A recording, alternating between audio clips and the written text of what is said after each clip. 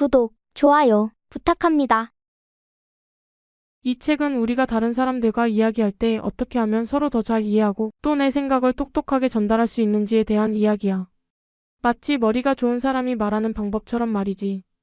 첫 번째로 중요한 건 아무리 복잡한 이야기라도 1분 안에 끝내는 거야. 왜냐하면 우리가 말을 너무 길게 하면 듣는 친구들이 내용을 잊어버리거나 저 친구가 지금 무슨 이야기를 하는 거지? 하고 헷갈려 할 수 있거든. 짧게 말하는 습관은 우리 머리를 더 좋게 만들어주는 훈련과도 같아. 마치 우리가 좋아하는 이야기를 짧고 재미있게 친구들에게 설명할 때 친구들이 더 잘 들어주는 것과 같은 이치지. 그런데 말을 짧게 하지 못하고 친구들을 지루하게 만드는 나쁜 습관들이 있어. 책에서는 이런 습관들을 말을 이해하기 어렵게 만드는 치명적인 맹점 9가지라고 알려주고 있어. 첫 번째는 자기 의견이 없어서 다른 사람의 이야기를 따라하는 거야. 마치 바람에 흔들리는 갈대처럼 어가 좋아했다가도 비도 좋아하고 계속 자기 생각을 바꾸는 친구들 말이야. 이렇게 하면 친구들이 그래서 내 생각은 뭔데? 하고 묻기 쉽겠지. 두 번째는 그러고 보니라는 말을 너무 자주 쓰는 거야. 이야기를 하다가 갑자기 엉뚱한 다른 이야기를 꺼내는 건 마치 우리가 바나나 이야기를 하다가 갑자기 기차 이야기를 시작하는 것과 같은 거야. 처음 하려던 이야기는 어디로 갔는지 잊어버리기 쉽겠지. 세 번째는 처음 이야기했던 내용과 나중에 하는 이야기가 서로 안 맞는 거야. 예를 들어 컴퓨터가 우리 생활을 편리하게 해준다고 신나게 이야기하다가 갑자기 컴퓨터 때문에 세상이 나빠질 거라고 걱정하는 것처럼 말이야. 네 번째는 자기 자랑만 늘어놓는 친구들이야. 내가 어제 얼마나 힘든 일을 했는지 알아? 하면서 계속 자기 이야기만 하면 듣는 친구들은 지루하겠지. 심지어 다른 이야기를 하다가도 결국 자기 자랑으로 끝내는 친구들도 있어. 다섯 번째는 상대방은 모르는 자기들만의 이야기를 하는 거야. 학교에서 있었던 일을 이야기하면서 갑자기 영희가 철수한테 뭐라고 했는데 그래서 걔가 하고 말하면 영희가 누구인지 철수가 누구인지 모르는 친구들은 무슨 말인지 하나도 이해할 수 없겠지. 또 물어보면 지금 이야기하고 있잖아 하면서 짜증을 내기도 해. 여섯 번째는 결론을 내리지 못하고 그러므로라는 말만 반복하는 거야. 사형제도는 나쁘다고 생각해. 그러므로 사형제도는 사람들의 인권을 무시하는 거야. 그러므로 하고 똑같은 말만 계속하면 듣는 사람도 답답하겠지. 일곱 번째는 너무 자세하고 정확하게만 설명하려고 하는 거야. 컴퓨터가 고장났을 때 간단하게 다시 시작해. 보세요라고 말하면 될 것을 컴퓨터 내부의 어려운 용어들까지 다 설명하면서 10분 넘게 이야기하는 것처럼 말이야. 처음에는 듣는 척하지만 나중에는 무슨 말인지 하나도 모르게 돼. 여덟 번째는 상대방이 반대할까봐 미리 걱정해서 혼자 질문하고 혼자 답하는 거야. 라고 생각하실지 모르겠지만 사실은 그렇습니다 하면서 상대방이 입을 열기도 전에 자기 혼자 다 이야기해버리는 거지. 아홉 번째는 물론 하지만 이라는 표현을 너무 많이 쓰는 거야. 어도 좋지만 비도 좋아. 물론 시도 괜찮아. 하지만 하면서 자기 의견을 명확하게 말하지 못하는 친구들처럼 말이야. 이렇게 하면 그래서 뭘 말하고 싶은 거야? 하는 질문을 듣기 쉽단다. 이런 나쁜 습관들을 버리고 4단계. 논리적인 화법을 연습하면 우리의 이야기를 훨씬 효과적으로 전달할 수 있어. 1단계는 상대방이 왜 반대하는지를 먼저 생각하는 거야. 친구가 내 의견에 반대할 때는 분명 이유가 있을 거야. 그 이유를 먼저 생각해보고 이야기하면 친구도 내 마음을 더 잘 이해해줄 수 있겠지. 2단계는 상대방이 불안해하는 것이 무엇인지 찾아보는 거야. 내가 이야기할 때 내 생각만 하는 것이 아니라 친구가 혹시 이 이야기를 듣고 기분 나빠하지 않을까? 내 설명을 잘 이해할 수 있을까? 하고 친구의 마음을 먼저 헤아려 보는 것이 중요해. 3단계는 한번 밝혔던 자기 생각도 언제든지 바꿀 수 있다는 것을 기억하는 거야. 처음에는 나도 찬성. 이라고 말했다가도 다른 친구들의 이야기를 들어보니 내 생각이 틀렸다는 것을 알게 될 수도 있어. 그럴 때는 부끄러워하지 말고 내 생각을 바꿔야겠다 하고 용기 있게 말하는 것이 더 멋진 행동이야. 우리의 의견은 항상 정해진 것이 아니라 새로운 정보를 통해 더 나은 방향으로 나아갈 수 있는 거니까. 이때 나를 강조하는 I 메시지를 사용하면 내 입장을 분명히 할 수 있고 오해를 막을 수 있단다. 4단계는 어떤 스타일로 말할지 미리 결정하는 거야. 처음부터 이야기의 핵심을 확실하게 밝히는 어형, 결론을 제일 마지막에 전달하는 B형, 그리고 상대방의 체면을 세우면서 부드럽게 반대하는 C형. 물론 하지만 형 이렇게 3가지 스타일이 있어.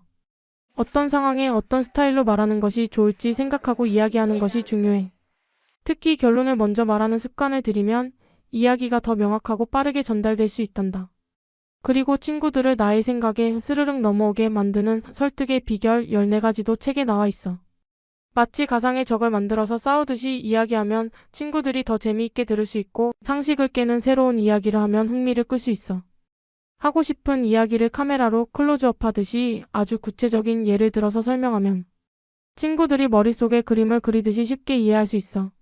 하지만 너무 자세하게 설명하면 오히려 이야기가 딴 길로 새버릴 수 있으니 주의해야 해. 우리 주변에서 흔히 볼 수 있는 일상적인 이야기만큼 설득력 있는 것도 없단다. 다른 사람에게 들은 이야기나 책에서 본 이야기보다 내가 직접 경험한 이야기를 하는 것이 훨씬 더 믿음을 주고 설명하기도 쉬워.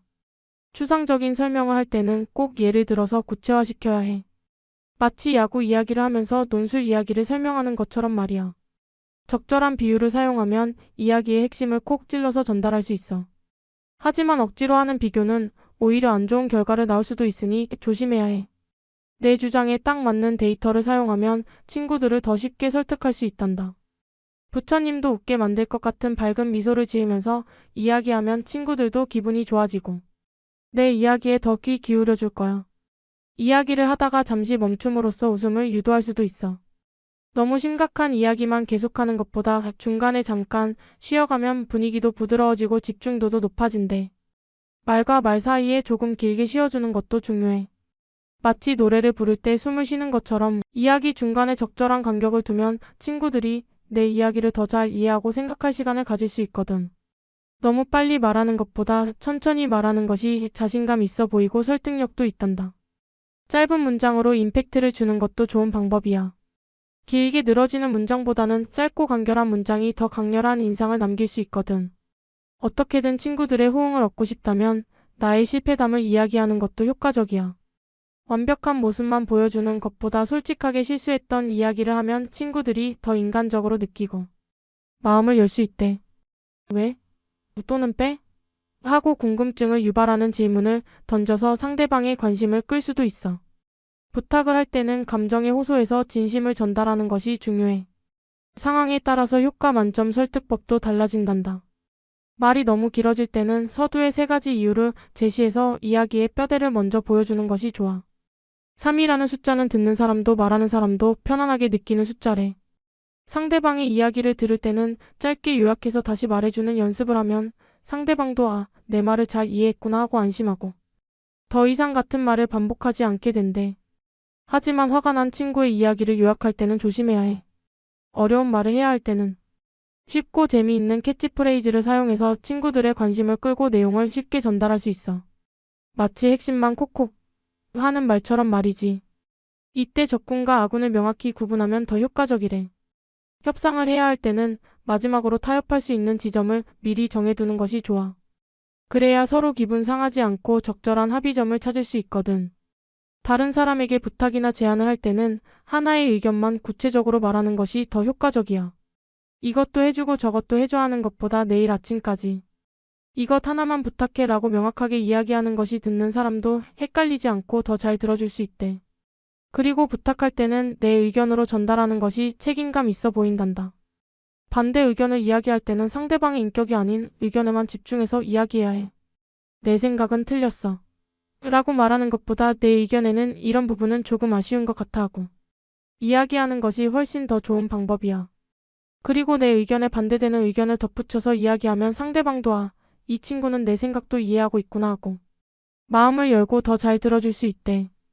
부하 직원이나 후배에게 업무를 지시할 때는 기본적으로 이유를 설명하는 것이 좋지만 때로는 명확한 이유를 밝히기 어려울 때는 그게 규칙이야. 하고 선을 긋는 것도 필요해. 또 야단칠 때는 한 번에 한 가지만 구체적으로 이야기하는 것이 효과적이래. 그리고 물론 하지만 이라는 표현 방식을 활용해서 부드럽게 불만을 전달할 수도 있어. 마지막으로 논리력을 키우는 방법도 알려줄게.